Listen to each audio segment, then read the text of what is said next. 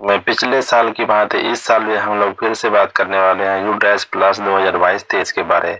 यूँ तो प्रत्येक साल इस काम को करते हैं, लेकिन प्रत्येक साल कुछ ना कुछ इसमें बदलाव आता है और कुछ चेंज होता है। इस बार भी एक बहुत बड़ा बदलाव आया है, इसको जानना आपको बेहद ज़रूरी है ताकि इस काम को आप आसानी से कर सकें। तो फटाफट हम लोग इस वीडियो को शुरू करते हैं। उससे पहले अगर चैनल तक नहीं जुड़े हैं तो तुरंत जुड़ जाएं, सब्सक्राइब कर लें ताकि आपको इसके बाद और भी इसके साथ जो वीडियो आने वाले हैं इसके अगले सीरीज में वो आपको मिल सके। शुरू करते हैं वीडियो को और इसका टेक्निकल पार्ट देखते हैं कि इसको हम कैसे करेंगे, और इसी बीच हम बताएंगे कि आपको इस पे क्या बड़ा बदलाव है, उसके लिए क्या करना है। तो फिलहाल टीचर पेज तक तो कॉमन है, टीचर पेज तक कोई बदलाव ऐसा नहीं है, लेकिन उसके अंदर कुछ टेक्निकल या कुछ कॉलम को चेंज किया गया है। तो शुरू करते हैं। टीचर पेज के बाद हम लोग देखेंगे कि उसके बाद हम लोग क्या करेंगे। तो पॉइंट बाय पॉइंट मैं बताऊंगा, ध्यान से इसे देखें ताकि आपको भरने में कोई दिक्कत ना हो, क्योंकि इसमें आप सभी को पता है कि U-Plus को भरने में कोई इशू नहीं होना चाहिए, मैं यही आशा करता हूँ। और कोई भी डाटा ऐसा ना हो कि आप गलत फिल कर दें क्योंकि आप कलम को समझ ना पाए इसके चलते। तो इसके लिए वीडियो को देखना बहुत ज़रूरी है। शुरू करते हैं। आपको पता है कि इसके लिए हमें कंप्यूटर का वेब ब्राउज़र, लैपटॉप का वेब ब्राउज़र या मोबाइल के वेब ब्राउज़र से गूगल क्रोम से इसे ओपन कर सकते हैं। तो हम U-Plus ओपन किए हैं। अब इसके बाद यहाँ पर लॉगिन है, लॉगिन का ऑप्शन है। यूँ तो यहाँ पर भी लॉगिन का ऑप्शन है, लेकिन यहाँ पर थोड़ा सा इशू होता है, आप नीचे वाले लॉगिन ऑप्शन को यूज कर सकते हैं।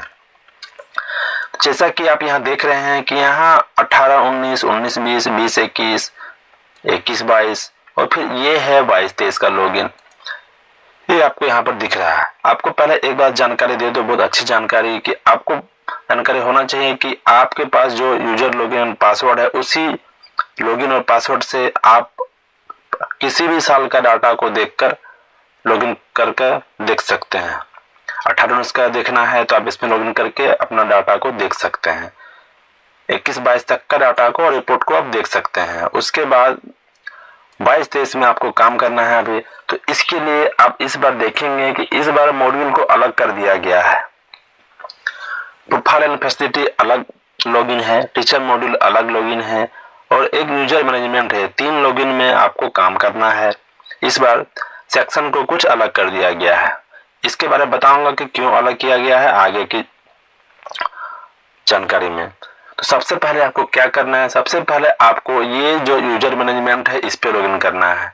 सबसे पहला काम आपको यही करना है कि इस पे लॉगिन करके इस पे जो कॉन्टेक्ट डिटेल्स अपडेट है उसे कर लेना है। पहले इसे हम करते हैं। इस पे क्लिक किया।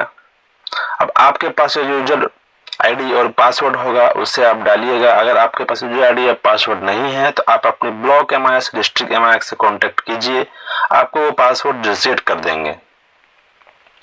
तो यहाँ पर हम जाएंगे और अपना पासवर्ड डालने के बाद जो कैप्चा है उसे डालेंगे और लॉगिन करेंगे। जैसे ही हम लॉगिन किए, आप देख रहे हैं कि यहाँ पर हमारा पेज ओपन हो गया है। अब यहाँ पर एक ऑप्शन है कॉन्टैक्ट डिटेल अपडेट। तो आपको इस कॉन्टैक्ट डिटेल अपडेट पे जाना है। तो आप यहाँ देखेंगे कि आपके लॉगिन में बहुत सारी इंफॉर्मेशन है, लेकिन आपको इस लॉगिन में एक ही काम करना है, इस पे जाना है कॉन्टैक्ट डिटेल अपडेट पे, और आपको यहाँ दिखेगा पहले से भरा हुआ आपका हेड ऑफ स्कूल और स्कूल का ईमेल आईडी या नंबर। तो आपको इस लॉगिन से केवल अपने हेड ऑफ स्कूल के, बहुत सारे स्कूल में होता है कि साल भर के बाद उसके हेड ऑफ स्कूल चेंज हो जाते हैं, तो उसका नंबर को अपडेट करना बहुत जरूरी है। तो यहाँ पर आप एडिट पे जाएंगे और जाने के बाद यहाँ पर अप्रोप्रिएट ऑप्शन चुनने के बाद इस हेड ऑफ स्कूल का नाम, उसका मोबाइल नंबर, स्कूल का मोबाइल नंबर, स्कूल का email ID, STD code, phone landline और स्कूल का वेबसाइट, इसको यहाँ पर आप अपडेट कर देंगे। तो कुछ चेंज करने के बाद अपडेट पे क्लिक करेंगे, ये अपडेट हो जाएगा।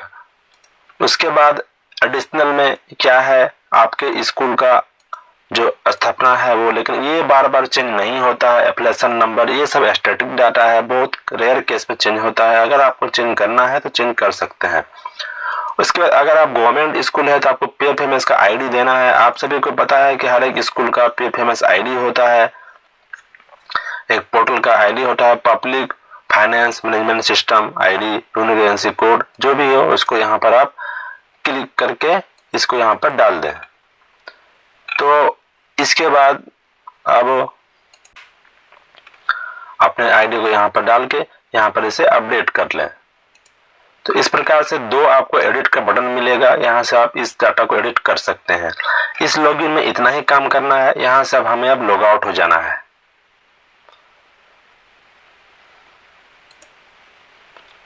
और जहां पर भी आपको होम पेज में जाने की आवश्यकता हो और अब समझ में ना आए कि हम किस पेज में हैं, तो आप इस बड़े से UDAS प्लस पर क्लिक कर देंगे तो आप अपने होम पेज में आ जाएंगे। अब नीचे आता है, हमने इस लॉगिन को देख लिया हमने कि इस पे क्या करना है। अब आते हैं अपने प्रोफाइल एंड फैसिलिटी के लॉगिन पर और देखते हैं कि इस पे हम क्या एंटर करना है। तो इस पे हम क्लिक करते हैं प्रोफाइल एंड फैसिलिटी पे, 2022-23 का प्रोफाइल एंड फैसिलिटी पे इसे क्लिक किया। फिर हमसे वही यूजर कोड और पासवर्ड डाला हुआ है, आप डाल लें इसको।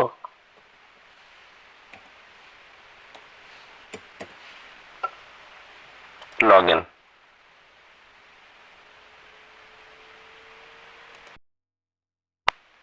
तो ये मेरा लॉगिन हो चुका है। अब यहाँ पर हम देखते हैं कि हमारे होम पेज में हमारा HM का नाम या HM ने जिसका यूजर प्रोफाइल में नाम दिया है उसका नाम, मोबाइल नंबर, लॉगिन टाइम सब दिख रहा है और यहाँ पर आपको चेंज पासवर्ड का भी ऑप्शन मिल जाता है। तो हमें यहाँ फटाफट काम करना है कि डाटा एंट्री कैसे करें। तो यहाँ पर है प्रोफाइल एंड फैसिलिटी, यहाँ पर आपको क्लिक करना है प्रोफाइल एंड फैसिलिटी पे। एक क्लिक करने के बाद आपको यहाँ पर एक मैसेज दे रहा है कि भाई अब देख लीजिए स्कूल का name, school category, lowest class, highest class, school management, ये आपका सही होना बहुत जरूरी है। अगर ये सही नहीं है तो पहले आप इसको ठीक करवा लें अपने ब्लॉक MIS, डिस्ट्रिक्ट MIS से कांटेक्ट करके, उसके बाद ही आप डाटा एंट्री को स्टार्ट करें। ये इसलिए कहा जा रहा है क्योंकि ये जो पेज होता है ये डायनेमिक होता है, इसी पर आपका ये पेज ओपन होता है कि आपका मैनेजमेंट क्या है, कैटेगरी क्या है, क्या हाईएस्ट क्लास है, जिस टाइप का आपका ये सब डाटा रहेगा उसी पेज टाइप का आपको ये पेज ओपन होगा डाटा फिलिंग करने के लिए। तो आप इसमें देख रहे हैं कि ऊपर भी डाटा कैप्चर फॉर्मेट का डायरेक्ट आपको जंप करके जाने का ऑप्शन है। आप सीधे इस पॉइंट से इस पॉइंट पे जा सकते हैं या तो इसे यहाँ पर शुरू से आप इसे भर सकते हैं। तब शुरू से आपको दिखाते हैं कि इस पे कैसे क्या एंट्री करना है।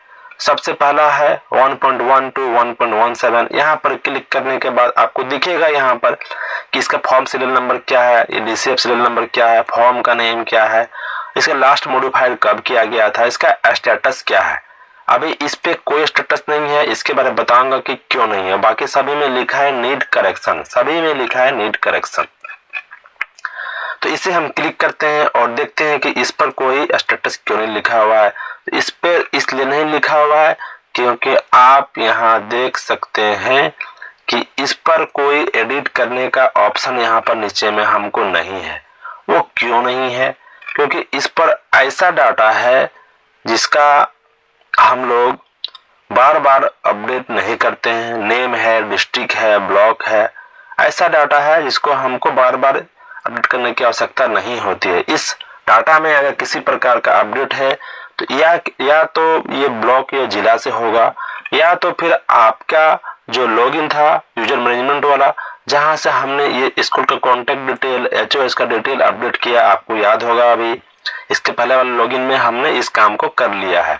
तो इसलिए हम इस काम को पहले ही करने के लिए बोले थे क्योंकि इस लॉगिन में इसको अपडेट करने की ऑप्शन नहीं है। तो आपने इन सब चीजों को अपडेट कर लिया है पहले ही, तभी आप इस पेज को ओपन किए हैं, मुझे ऐसे ही उम्मीद है। नहीं तो पहले इस काम को कर लें। इधर कोई अपडेट चाहते हैं तो ब्लॉक जिला से, और इस डाटा में चाहते हैं तो अपने मैनेजमेंट के लॉगिन से आप इसे पहले अपडेट कर लें। तो अब हम आगे बढ़ते हैं बैक टू डैशबोर्ड और अब ओपन करते हैं बेसिक स्कूल प्रोफाइल डिटेल। तो यहाँ पर आप देखेंगे कि यहाँ पर आपको स्कूल के रेस्पोंडेंट का नंबर और नाम अपडेट करने का ऑप्शन है ऊपर में। यहाँ पर रेस्पोंडेंट का नाम को आप यहाँ पर अपडेट कर लें। आपके स्कूल का रेस्पोंडेंट कौन है जो यूडैश को फिल करते हैं। उसके बाद स्कूल का रिकॉग्निशन, अपग्रेडेशन, ये सिंपली ईयर का मामला है, बार बार चेंज तो होता नहीं है। अब एक डाटा यहाँ पर आता है ईडी से स्पेशल स्कूल फॉर CWSN। इस डाटा को भरने में लोग मिस्टेक करते हैं। लोग समझते हैं कि अगर आपके स्कूल में दिव्यांग बच्चा, चिल्ड्रन विथ स्पेशल नीड वाले बच्चे हैं तो आपका स्कूल स्पेशल वाला स्कूल हो गया, जबकि ऐसा नहीं है। अगर पूरा का पूरा स्कूल आपका इसी बच्चों के लिए है तो भी इसको आप यस करें, नहीं तो इसे आप नो कर दें।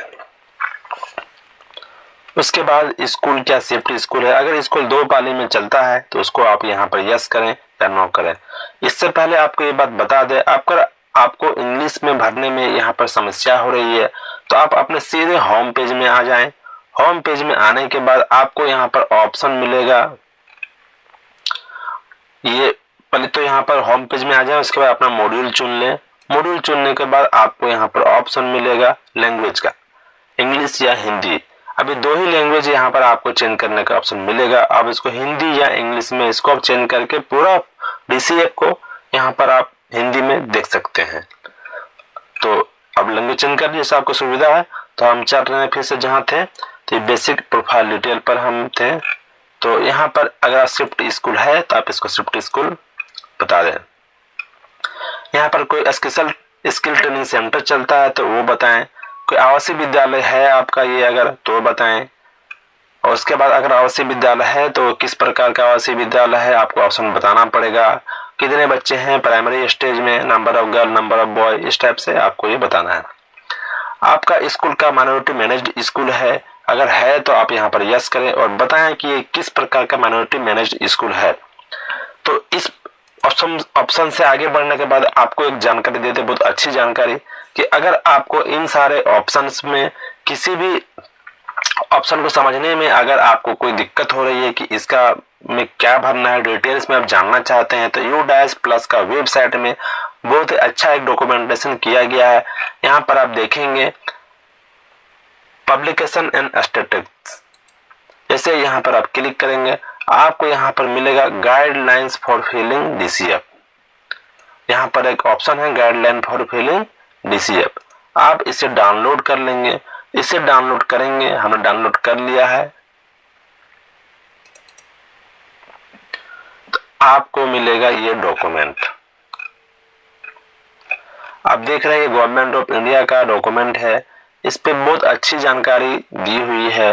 इस पे आप पॉइंट वाइज ब्राउज करके यहाँ पर पहुंच के उसके बारे हर एक पॉइंट का, जैसे सेफ्टी स्कूल उसके बारे से बताएं, अभी स्किल ट्रेनिंग वाला के लिए, आवासीय विद्यालय के लिए, सभी के बारे डिटेल्स में बहुत ही अच्छी तरह से यहाँ पर डाटा समझाया हुआ है, उसका मीनिंग को बताया गया है। आपको किसी भी डाटा में कंफ्यूजन है यहाँ पर आकर रेफरेंस लें और यहाँ पर आकर समझें, उसके बाद डाटा को भरें डिटेल्स में।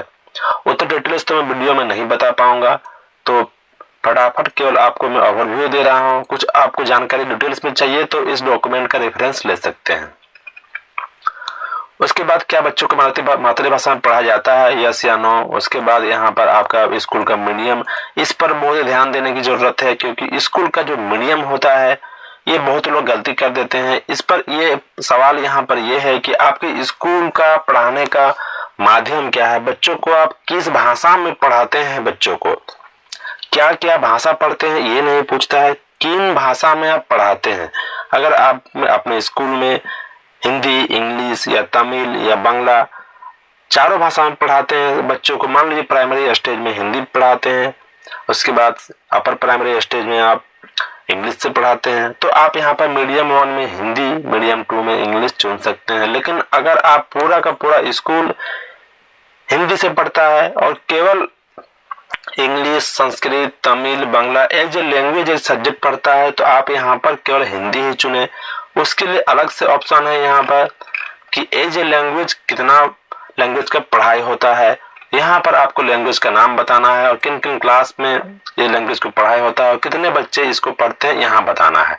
मैक्सिमम 3 लैंग्वेज का यहाँ पर दिया हुआ है, जो आपका ज्यादा पढ़ते हैं 3 लैंग्वेज उसको बारे यहाँ बताएं। तो समझ गए डिफरेंस आप। अगर आप पढ़ाने का माध्यम है बताना है तो नीचे, और जो स्कूल में कितने लैंग्वेज पढ़ते हैं बच्चे एज ए सब्जेक्ट तो उसका डाटा है 1.29 में। उसके बाद प्री वोकेशनल कोई आपका पहले स्टेज पे एक्सपोजर होता है तो वो डालें। डिस्टेंस डालना है आपको, ये सब डाटा पहले वाला ही है। ऑल वेदर रोड है कि नहीं, इंस्ट्रक्शनल डेज आपका पिछले साल का कितना दिन स्कूल चला उसे बताना है। एवरेज हावर पर स्कूल चिल्ड्रन, कितने घंटे बच्चे स्कूल में रहे एवरेज पर डे टीचर। उसके बाद सीसीई आपके यहाँ लागू है तो उसका क्या है, इम्प्लीमेंट होता है, कितने बच्चों का असेसमेंट हुआ ये आपको बताना है। उसी के बाद सीसी के बारे में कुछ क्वेश्चनर है। उसके बाद आपका जो एकेडमिक सेशन है ये कब स्टार्ट हुआ 22-23 का, ये बताना है। फिर उसके बाद यहाँ पर सेव का बटन है, सेव करेंगे तो ये पेज केवल सेव हो जाएगा, इसके आगे हम मूव नहीं कर पाएंगे। और सेव एंड नेक्स्ट करेंगे तो हम ये इस पेज को सेव भी कर लेंगे और इसके आगे के पेज में नेक्स्ट भी हो जाएगा। तो हम तो अभी ये लाइव डेमो दिखा रहे हैं तो हम यहाँ पे करते हैं केवल नेक्स्ट किए। फिर उसके बाद यहाँ पर अब आंगनबाड़ी का ऑप्शन है। आंगनबाड़ी अगर आपके कैंपस में चलता है तो उसके बारे में बताएं। बाल वाटिका, आउट ऑफ स्कूल चिल्ड्रेन के बारे में क्वेश्चन है। उसके बाद आप देखेंगे यहाँ पर इंस्पेक्शन के बारे है कि आपके स्कूल में किस प्रकार का इंस्पेक्शन किया गया है, उसका डिटेल देना है। उसके बाद एसएमसी का डिटेल देना है, एसएमसी है कि नहीं है, कितनी बैठकें होती है, कॉन्स्टिट्यूट है कि नहीं, क्या है। उसके बाद अगर आपका स्कूल मल्टी क्लास यूनिट है, अगर आपका एक ही कक्षा में बहुत सारे कक्षाओं को मिलाकर पढ़ाते हैं तो आपको यस करना है। फिर बताना है किन किन कक्षाओं को मिलाकर आप पढ़ाते हैं और कितने बच्चे पढ़ते हैं एक साथ। आपका स्कूल का स्कूल कॉम्प्लेक्स है, ये एक नया डाटा है एनईपी के लिए, इसमें इंट्रोड्यूस किया गया है। स्कूल कॉम्प्लेक्स से बहुत सारे स्कूलों को मिलाकर एक कॉम्प्लेक्स बनाया जाता है जहां पर एक स्कूल में दूसरे स्कूल के बच्चे पढ़ने आते हैं। अगर एक स्कूल में स्विमिंग पूल है, लैब है या कुछ अच्छी चीजें हैं जो हमारे सेकेंडरी स्कूल है, एक स्कूल दूसरे स्कूल में नहीं है तो हमारे स्कूल में वो आएंगे उसको यूज करने के लिए। इस कंसेप्ट को बोलते हैं स्कूल कॉम्प्लेक्स। ऐसा अगर है तो यस करें। फिर बताना है कि अगर स्कूल कॉम्प्लेक्स का पार्ट है तो क्या आपका हब स्कूल है, मतलब कि आप वो स्कूल हैं जिसको आप फैसिलिटेट करते हैं सभी स्कूलों को, तो आपको यस करना है। और बताना है कि आपके यहाँ कितने स्कूल किस किस स्टेज के आते हैं। उसके बाद एक भारत श्रेष्ठ भारत में आपका क्या अंडरटेकिंग है, आप उस पर एक्टिविटी लिए हैं पार्टिसिपेट, तो यस करना है, नहीं तो नो। उसके बाद नेक्स्ट कर दें।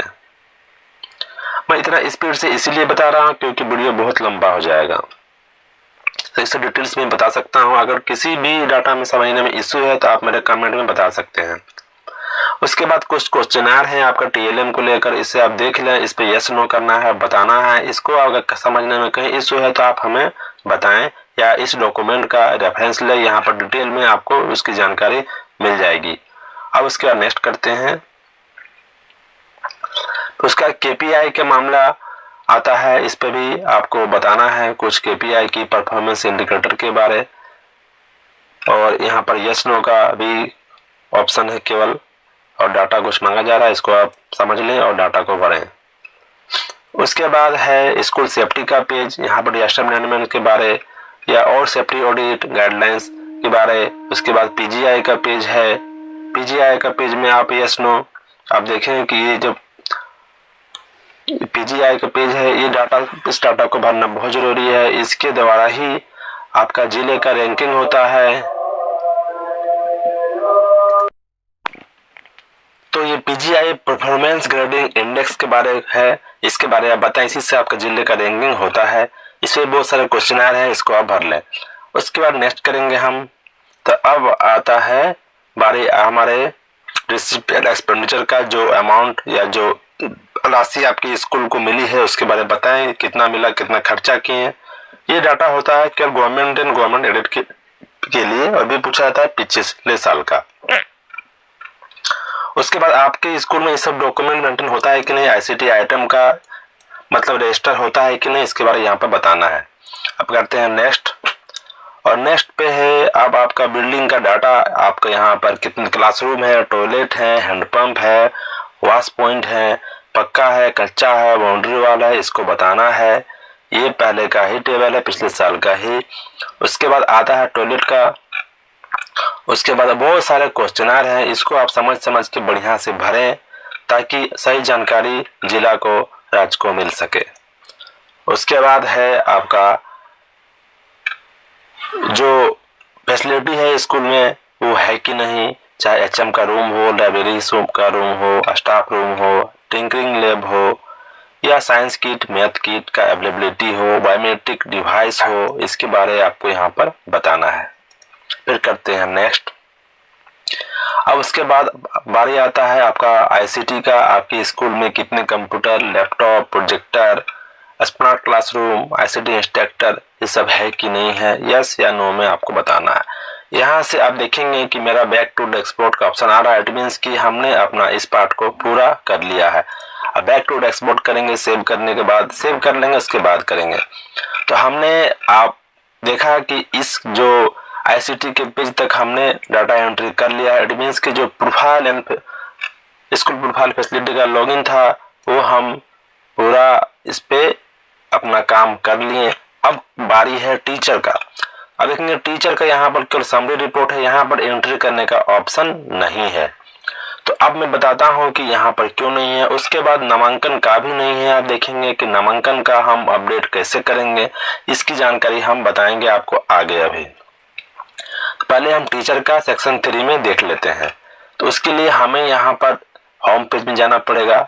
या तो होम पेज में जाकर आप यहाँ पर टीचर पर क्लिक करें, या तो जो बाहर के लॉगिन में था, बाहर के लॉगिन में भी यहाँ पर था टीचर मॉड्यूल, यहाँ से भी आप जा सकते हैं।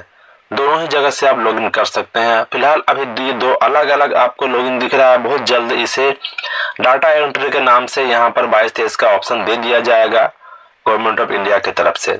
तो आपको अगर एक ही लॉगिन मिलेगा तो घबराए नहीं, आपको उसी लॉगिन के अंदर दोनों ही डाटा एंट्री करने का फैसिलिटी मिल जाएगा।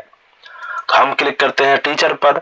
जैसे टीचर पर क्लिक करेंगे, अब यहाँ पर फिर से यूजर नेम, पासवर्ड, कैप्चा इसे हम डालेंगे और लॉगिन कर लेंगे। ये लॉगिन करने के बाद आपको यहाँ पर एक चीज, कुछ नया चीज दिख रहा होगा, welcome to national teacher database. यही इस बार का बदलाव है। यही लॉगिन अलग का होने का भी मतलब है। इसलिए किसी नेशनल टीचर डाटाबेस अलग एक सर्वर बनाया गया है जहां पर इस डाटा को मेंटेन किया जाता है। अलग सर्वर पे ये डाटा है और जो यूडैश प्लस का डाटा है वो अलग सर्वर पे है, इसीलिए लॉगिन भी अलग अलग है। तो आपको ऐसा हो सकता है कि आपका ये पोर्टल बहुत फास्ट चले और ये टीचर वाला स्लो चले, क्योंकि सर्वर अलग अलग है। तो ऐसा फेसिंग कर सकते हैं। तो आपको जानकारी के लिए बता रहे हैं।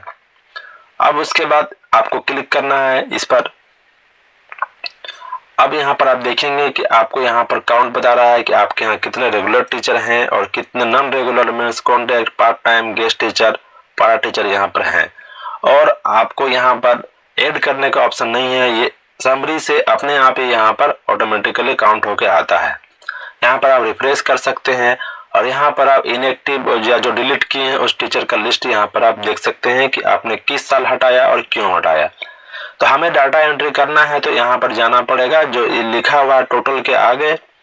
जैसे ही इस नंबर पर हम क्लिक करेंगे, हमें एक पेज ओपन होगा और इस पेज में आप उस टीचर का डाटा को ओपन कर सकते हैं। तो यहाँ पर सभी टीचर का डाटा है। मैक्सिमम यहाँ पर 10 का ऑप्शन है। आप 10 से 25 कर सकते हैं, 100 कर सकते हैं एक साथ देखने के लिए। और उस करने के बाद सब टीचर को यहाँ पर आपको एक बार ओपन करके उसका डाटा को सेव करना ही पड़ेगा।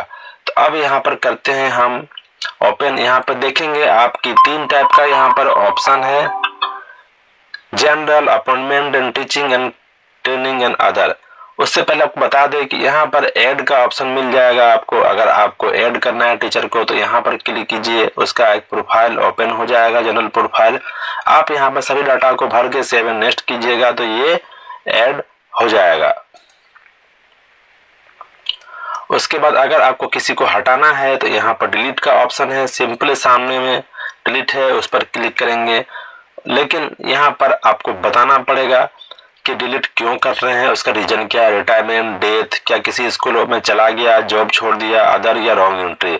आपको ये बताने के बाद लास्ट सर्विस कब दिया, ये बताने के बाद जैसे हम डेट पे क्लिक करेंगे इसका डाटा यहाँ से रिमूव हो जाएगा।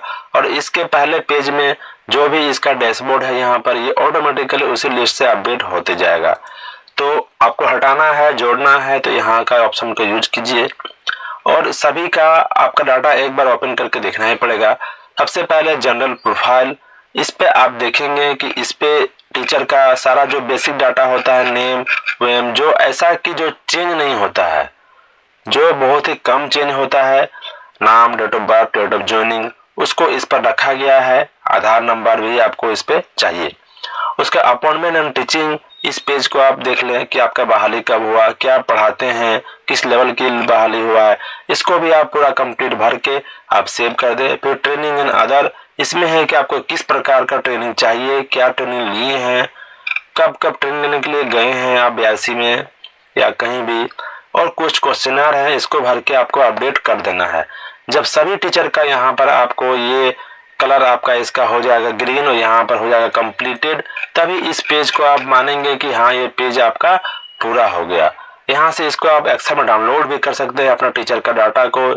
यहाँ पर आपका ये डाटा तुरंत ही एक्सेल में डाउनलोड हो जाएगा। तो इस प्रकार टीचर का डाटा को आप अपडेट कर लें। तो ये 2 लॉगिन का मेरा काम पूरा हो गया जो होम पेज में था। Profile facility and teacher module, ये दोनों ही काम करने के बाद अब आपको बताते हैं कि इस बार सबसे नया चीज क्या है, क्यों आपको इसके बाद कोई ऑप्शन नहीं दिख रहा है नामांकन भरने का, जबकि प्रत्येक साल आप एनरोलमेंट का टेबल देखते थे। ये टेबल इस प्रकार का होता होगा। इस टेबल को हम दिखाते हैं। आप देखे होंगे कि आपका जो नामांकन का टेबल है, वो टेबल टीचर का पेज के बाद आपको एक टेबल, बहुत सारा टेबल मिलता था, लेकिन वो टेबल इस बार नहीं है। उसके बदले में इस बार क्या है, उसके बदले में इस बार है स्टूडेंट डिटेल। यही इस बार का सबसे बड़ा बदलाव है कि इस बार से केवल हम नंबर नहीं लेंगे कि आपके यहाँ कितने बच्चे हैं, बल्कि आपके यहाँ जो बच्चे हैं उसका डिटेल्स लेंगे। इसके बहुत सारा डाटा सेट फॉर्मेट है और ये डिटेल्स लेंगे आपके स्कूल से। लेकिन हमारे बहुत सारे स्टेट ने अलग अलग डिसीजन लिया है इस पर। किसी ने, आपने हर स्टेट में स्टूडेंट के डाटा को मेंटेन किया जाता है अलग पोर्टल में स्टेट लेवल पर। तो गवर्नमेंट ऑफ इंडिया ये स्टेट पर ये डिसीजन लेने के लिए छोड़ दिया है कि आप या तो हमें डायस के माध्यम से दें या अपना जो पोर्टल है वहां से डाटा को पुश करें, हमें कोई दिक्कत नहीं है। तो झारखंड ने डिसाइड किया है कि इसको ई-विद्या वाहिनी से हम डाटा पुश करेंगे। और भी स्टेट में अलग अलग डिसीजन लिया होगा, तो आप अपने स्टेट के अनुसार इस काम को करें कि आपके स्टेट ने कहां से इस डाटा को एंट्री करने के लिए कहा है, उसी पोर्टल से इस डाटा को लिया जाएगा। तब झारखंड के बारे में बता रहे हैं, झारखंड में इस डाटा को ई-विद्या वाहिनी से लिया जाएगा। ई-विद्या वाहिनी में हम पहले से इस डाटा को मेंटेन करते हैं, इसके लिए हमें ई-विद्या वाहिनी को अपडेट करना पड़ेगा और वहीं से इस डाटा को इस पे लिया जाएगा। तो फटाफट हम चलते हैं, थोड़ा सा ई-विद्या वाहिनी को भी देख लेते हैं कि वहां से कैसे इस डाटा को लेंगे। और फिलहाल ई-विद्या वाहिनी में हमें क्या करना है।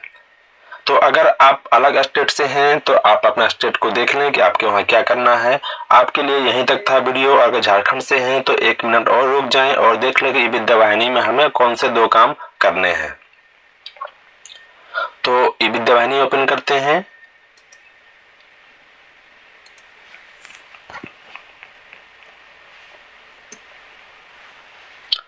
हम जाते हैं लॉगिन पे, यूजर लॉगिन।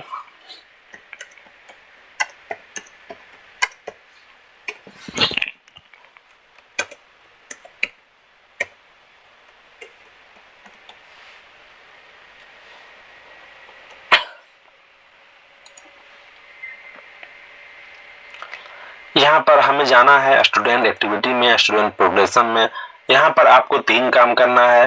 पहला कि 21-22 का नामांकन को आपको अपडेट करना पड़ेगा। नामांकन को पहले 21-22 का हम अपडेट करेंगे, उसके बाद प्रोग्रेशन करेंगे, उसके बाद 22-23 का नामांकन को हम अपडेट करेंगे। तो जो मेरा 22-23 का टेबल बनेगा वही होगा मेरा यूडाइस का नामांकन।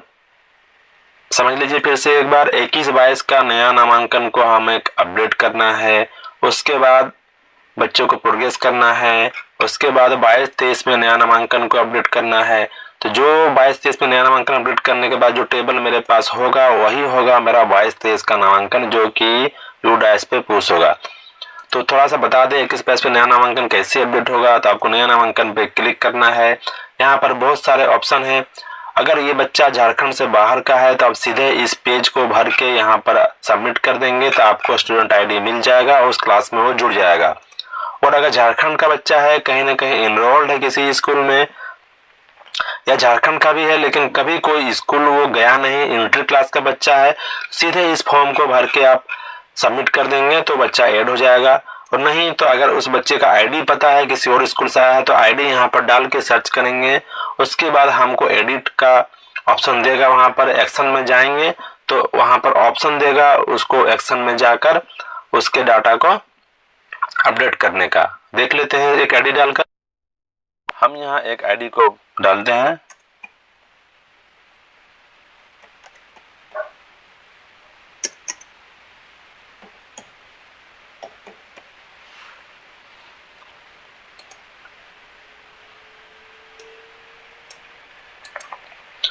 आप देख रहे हैं जैसे हम डालेंगे आईडी को तो उस बच्चे का डिटेल मेरे पास आ जाएगा। चूंकि लाइव डेमो है उस पर कुछ ऐसे डाटा हैं जो हम नहीं दिखा सकते हैं, तो इस प्रकार का आईडी होता है जिसको आप यहाँ पर डालेंगे, ऐसे ही सर्च करेंगे उसका डिटेल दिखेगा। तो उसके बगल में एक्शन का बटन रहेगा, वहां से क्लिक करेंगे तो आपका ये पूरा पेज ओपन हो जाएगा। सिर्फ अपना admission number, date of admission, study class इसको आप डालेंगे। तो ये डालने के बाद आपको यहाँ पर सबमिट करने का ऑप्शन देगा। जब सबमिट करेंगे तो आपको बच्चा उस क्लास में मिलेगा, उस क्लास में ऐड हो जाएगा। अगर आईडी हमें नहीं पता है तो यहाँ पर उसका आधार नंबर से हम उस बच्चे को सर्च कर सकते हैं, केवल आधार से ही।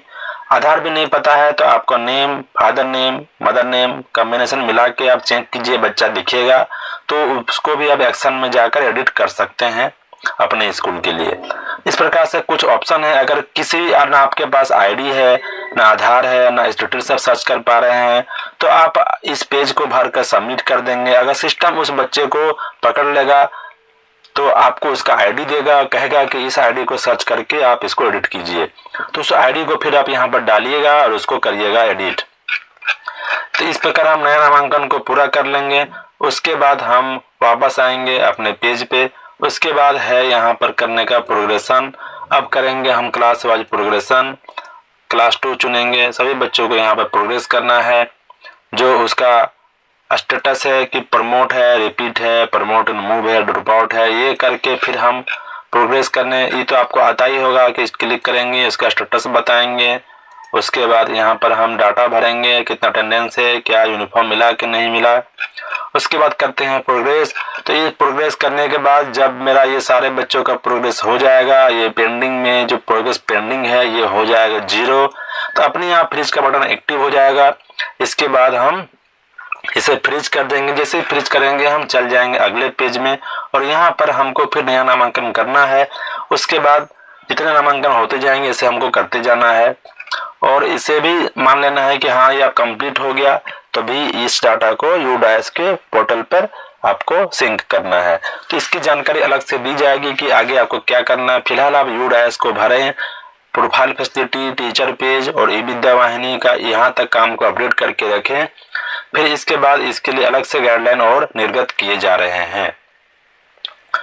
तो ये था हमारा UDAS का आपका इंफॉर्मेशन। अगर किसी भी प्रकार का और जानकारी चाहिए तो हमारे कमेंट में आपका वेलकम है। किसी प्रकार का feel free to contact me. मेरा ईमेल आईडी भी है, आप मेल कर सकते हैं, मेरा इंस्टा में मैसेज कर सकते हैं, कमेंट में लिख सकते हैं। मैं उसका आपको रिस्पांस दूंगा, आपको बताऊंगा कि उसमें आपको क्या करना है। चैनल को अभी तक नहीं जुड़े हैं, अगर वीडियो अच्छा लगा तो इसको शेयर आप जरूर कर दें सभी टीचरों के साथ, ताकि उन्हें भी जानकारी अच्छी मिल सके। Thank you, have a nice day. Thank you once again.